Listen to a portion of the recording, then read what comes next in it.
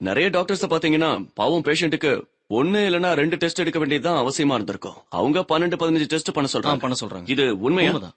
என்கிட்ட கூட ஒரு டாக்டர் சொன்னாரு, நாங்க 10 எழுதி கொடுத்துருவோம், அதுல நீ மீதி எல்லாத்தையும் நார்மல்னு காட்டுன்னு. நானும் இத பத்தி கேள்விப்பட்டிருக்கேன். ஒரு டெஸ்ட் நடக்குமா, அதுக்கு பேர் வந்து பேசின் டெஸ்ட். ஆமா. பேசின் டெஸ்ட்னா என்னன்னு கேட்டேன். அதாவது பேஷண்டோட ரத்தத்தை எடுத்து பேசின்ல கொட்டிடுங்க. பேஷண்டோட உடம்புல இருந்து ரத்தத்தை எடுத்து அப்படியே பேசின்ல கொட்டிடணும். அப்புறம் எல்லா ரிசல்ட்ஸையும் நார்மல்னு காட்டிடணும். ஏன்னா நமக்கு தெரியும் அந்த பேஷண்ட்டுக்கு எந்த ஒரு பிரச்சனையும் இல்லன்னு. சும்மா அப்படியே அனுப்பணும். நான் சொல்றது கரெக்ட் தானே? சர்டன்லி. அப்புறம் உங்க பிராக்டிஸ் எல்லாம் நல்லா போச்சு. நல்லா போச்சு. நிறைய ஃப்ரெண்ட்ஸ் ஆயிட்டாங்க.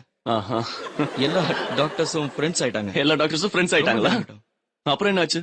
அதுக்கப்புறம் பாத்தீங்கன்னா என்னோட லைஃப்ல ஒரு ட்ராஜடி நடந்தது. அப்படி அதோட சின்ன வயசுல இருந்தே கத்து கொடுக்குறாங்க இல்லையா, நாம பாவம் பண்ணோம்னா அதுக்கான தண்டனையை இங்கேயே அனுபவிக்கிறோம்னு. எல்லாம் இங்கேயே கிடைச்சிருவாங்க. அப்புறம் நானே ஒரு நாள் முடிவு பண்ணேன். அப்புறம் எல்லாத்தையும் நிறுத்திட்டேன்.